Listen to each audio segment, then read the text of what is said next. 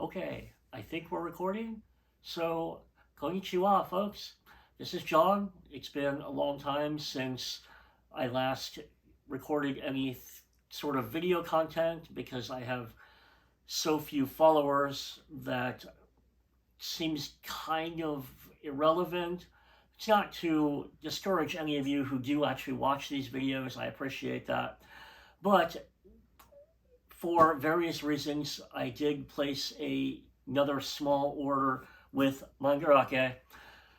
I will tell you right now, this is all printing material. There's no toys, there's no figures, no oddities in this. This is all books and pencil boards, and it's mainly vintage anime, so I will spare you some time now that if you're not interested in oddities or vintage anime, then this unboxing might not interest you very much.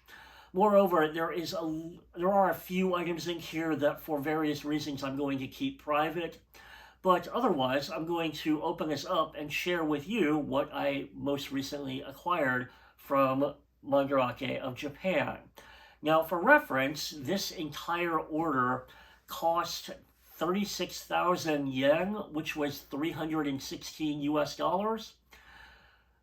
Roughly pretty close to 100 US dollars of that $316 was the DHL delivery fee. You might think that $100 in shipping was pretty expensive. However, this particular 20-pound box arrived 5 days after I placed the order. It was even much faster than I anticipated. I placed the order on a Thursday at roughly midnight. On a Tuesday, it was here, so 5 days after I placed the order.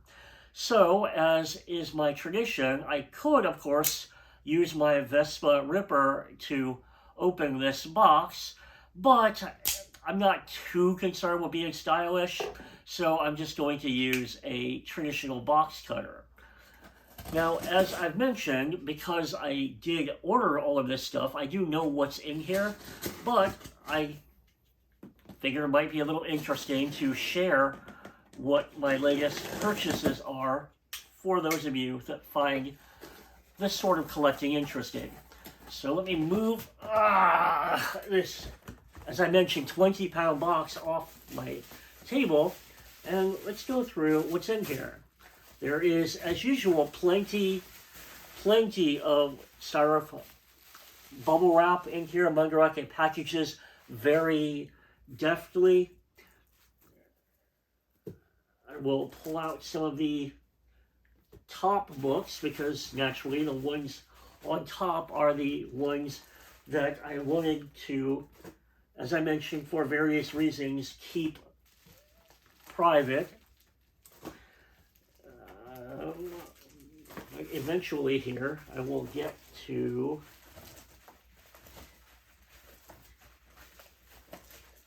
it's more of these than I thought, but oh, actually, all right. So the first one I'm going to pull out, I think I did not buy very much adult stuff.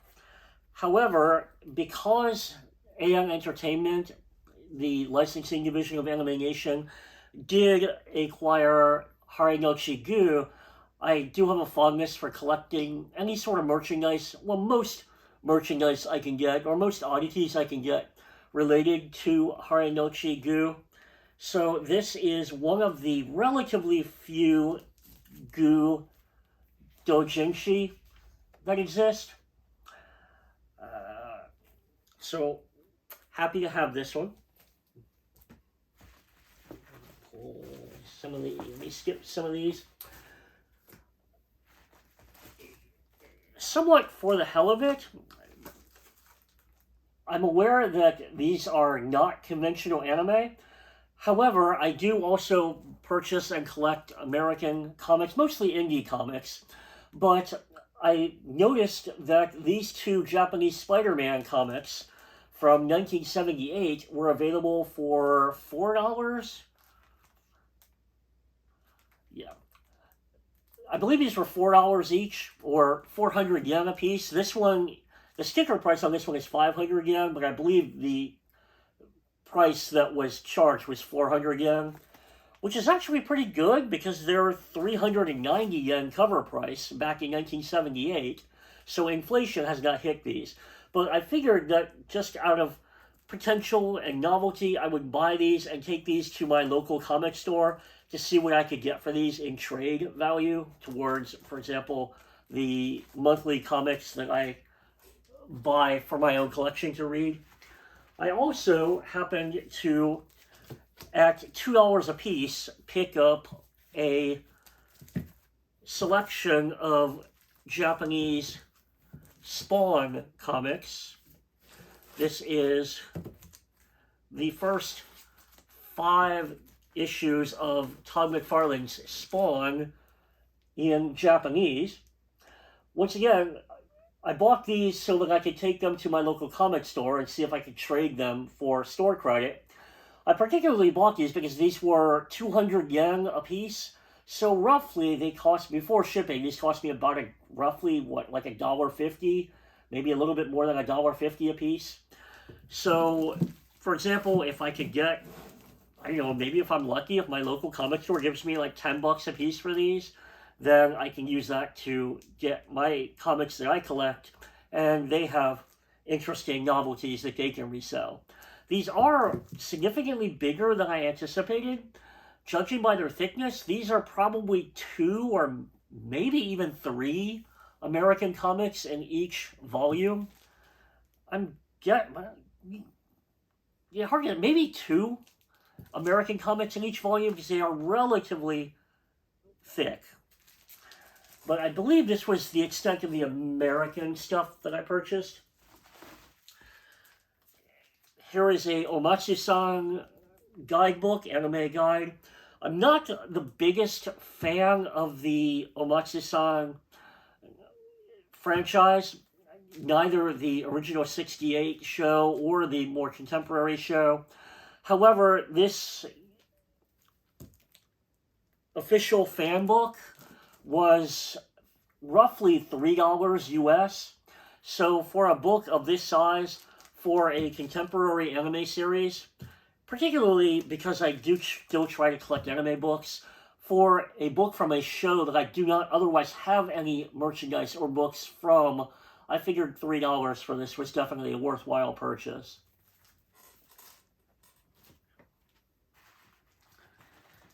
Let's see, what do we got here? There was one more of the Japanese Superman books.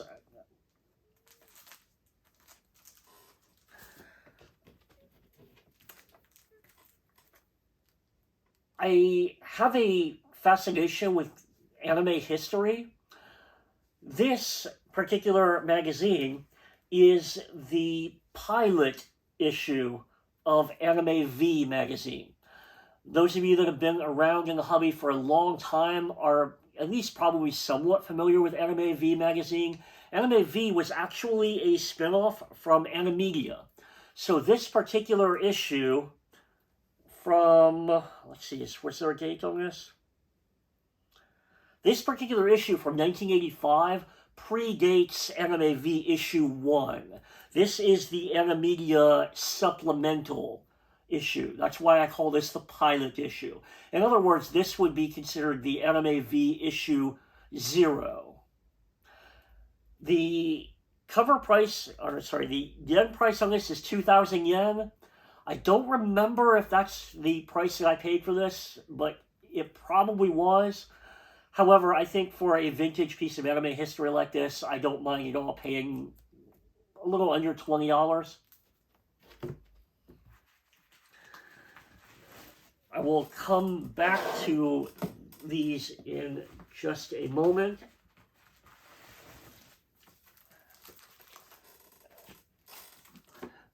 I'm trying to find some particular, because I'm dealing with magazines, let me do this in a particular sequence.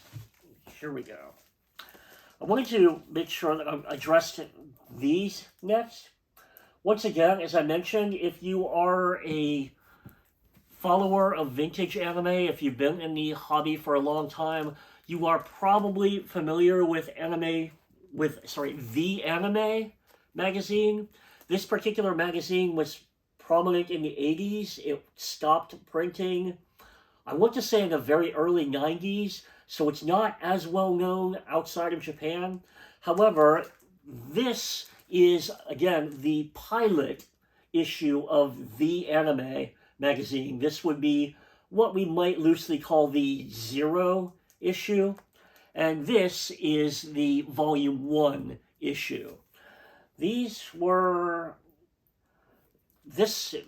price on this one is 2,100 yen. The sticker price on this shoe is 1,000 yen. I don't remember exactly if those were the prices that I paid for these, but that sounds about right. However, once again, I'm very pleased, as a matter of anime history, to have the 0 issue and 1st issue of The Anime magazines. As you can see, I am a fan of Makoto Shinkai's film Your Name, Kimi no Nawa. So I picked up one of the anime guidebooks from Kimi no Nawa. This relatively thick official visual guide book. The cover price is 1,600 yen. The asking price from Mandarake for this used copy was 500 yen. So again, by rough currency exchange, this book was roughly about $4.50. I do have some vintage Minky Momo books. However, these two vintage Minky Momo books combined were under $10. I am a fan of Minky Momo, although granted, I have not watched a huge amount of it. However, these are Volume 1 and Volume 2 of the Fan Road magazine special illustration guides to Minky Momo. So at $4 and $5 roughly, I thought these were definitely worth purchasing for my collection. Similarly, in terms of vintage books, I never knew that a book from Future War 1980 X-Men existed. Those of you that have been in the fandom for a long time may be familiar with this film. This was a feature-length anime drama, speculative fiction war movie from 1982. I did not know that there was an anime guidebook for this film. So when I discovered that there was one and it was under $10, I was very eager and happy to pick this up.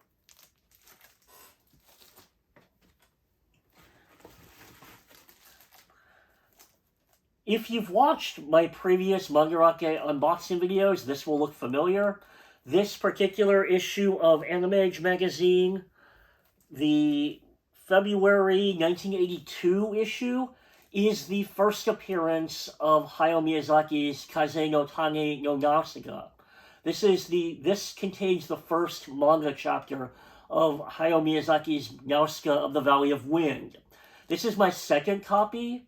However, because this was under $10, when I noticed that another copy was available, I was very happy to be able to pick up a second copy so inexpensively.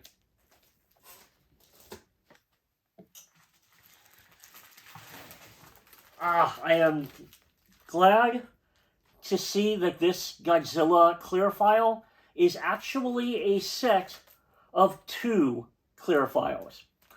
Hopefully, you'll recognize that this is a hybridization of Godzilla with Hokusai's Great Wave off Kanagawa, which makes this, in my opinion, really, really novel, very, very interesting. This pair of clear files was 300 yen, so roughly $2 and change. I was not sure when I purchased it if this was a front and back. I'm glad to see that it is, in fact, 2 clear files, so it displays very nicely. I think this is super, super neat.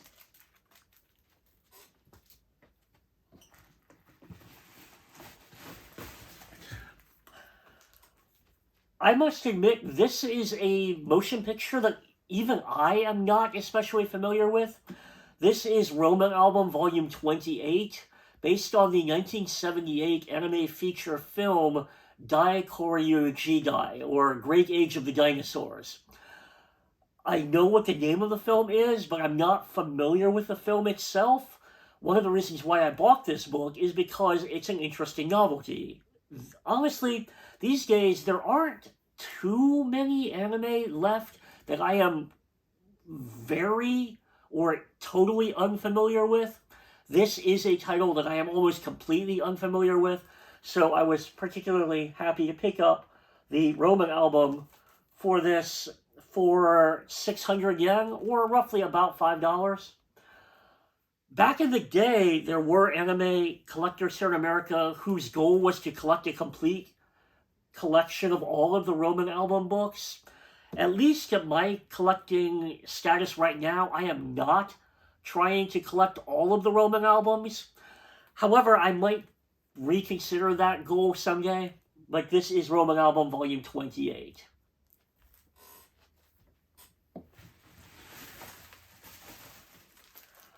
I do not have any anime guidebooks from the Ghost in the Shell television series. I do have anime books based on the Ghost in the Shell feature films, but this Hobby Japan visual complete guide to the Ghost in the Shell standalone complex television series was 800 yen. I thought that was a pretty good deal.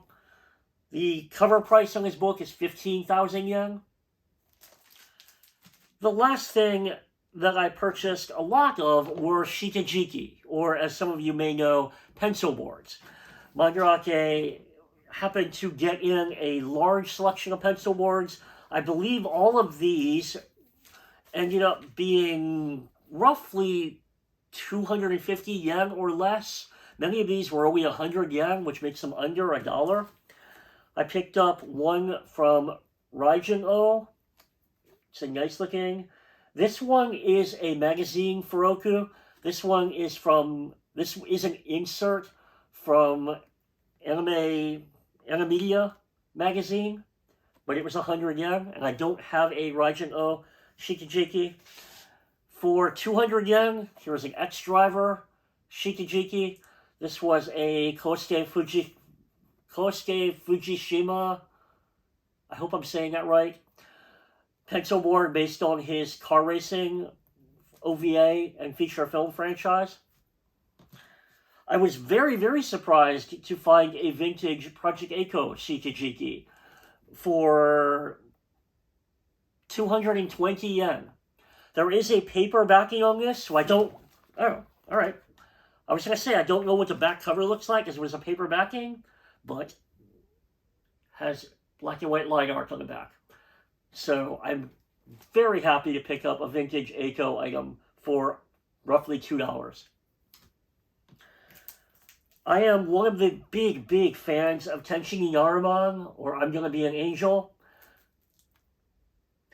This particular shikijiki was 200 yen. I am not a big fan of the early 90s fantasy series Nazca. This was brought over to America by Pioneer Entertainment, but I don't have anything otherwise other than the American DVDs from Nazca. This was 200 yen. Just because nowadays it's a relative obscurity, I decided that it was worth it to add to my pencil board collection. Here, another one I was very surprised to find, I Siggy, or as some of you may know it, Love Siggy pencil board. This was 300 yen. I Siggy was, I believe, Right Stuff licensed this film and released this on VHS. But if I recall, this feature film is from 1982. If I'm wrong, please feel free to correct me or just laugh at my ignorance. It's been a long time since I watched the movie.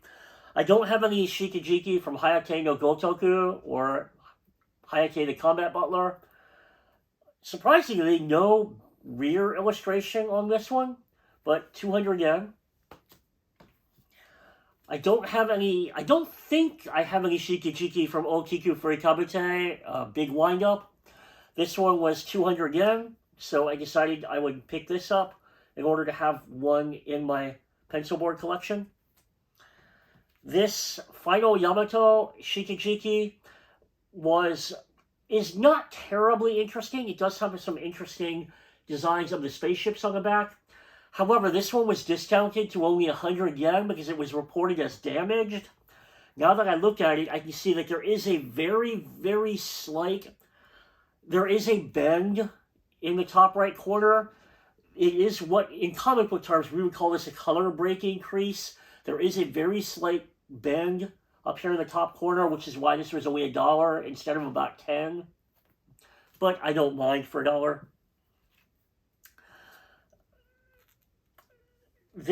Okay, yes.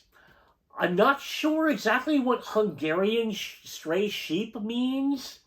However, those of you that recognize this will realize that this is a one pound gospel Shikijiki, based on the OVA, based on the Rumiko Takahashi Rumik Road story.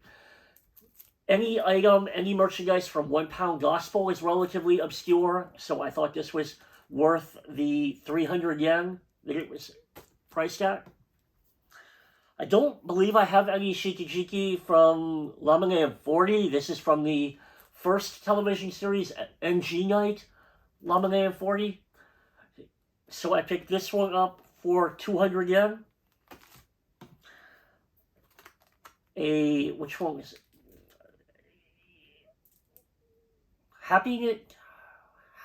No, this was Princess Precure, right? Am I right? Yes.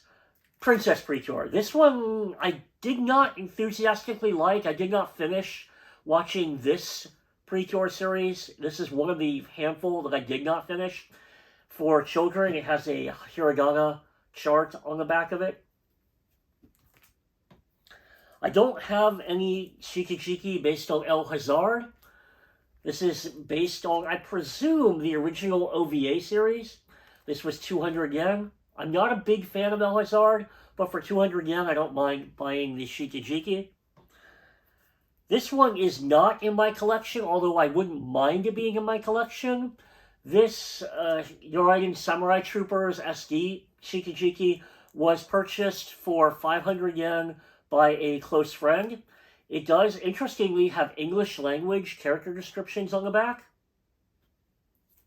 There was only one copy of that one, so I did not get one myself. Arian is, if I am correct, a 1982? Or was this 81? Or was this 83? I want to say that this was 1982. The Yoshikazu Yasuhiko created Greek mythology fantasy film. Seeing a vintage pencil board like this for only 300 yen was a definite purchase for me. I do like the Spriggan movie. I am looking forward to the upcoming Netflix anime television series. This Spriggan pencil board was 200 yen, so I was happy to pick it up, although the cover image is pretty ubiquitous Spriggan anime image. I did not own any Shikijiki based on Durarara. The back cover is very busy, but not terribly interesting. But this Durarara pencil board was 200 yen. I don't have any index, Tawara Majitsu no index pencil boards. The back of this one also not terribly interesting. However, just to represent this in my collection, it was 200 yen.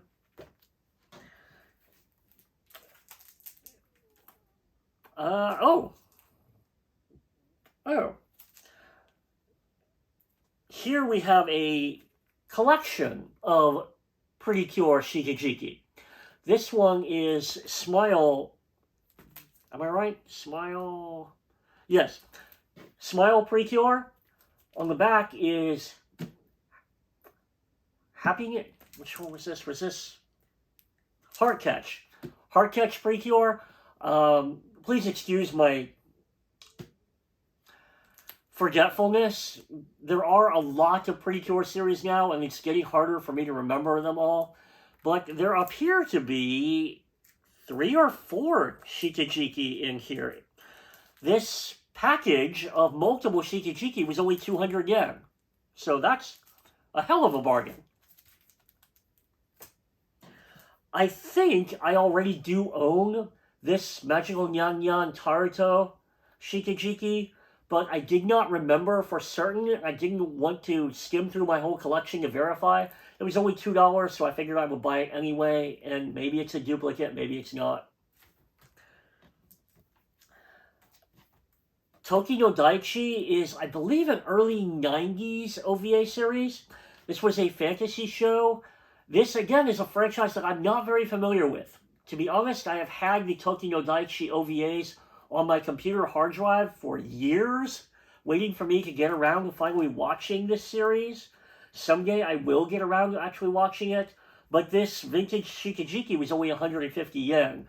So because it's from such an obscure title, I was really happy to find it at the price. I did not own any Shikijiki from Kuroro Gunso. This one was only 100 yen, and it's particularly interesting because it's semi-transparent. I think I own all of the, I think I own all of the Galforce Shikijiki. I think this may have been the only one that I did not own.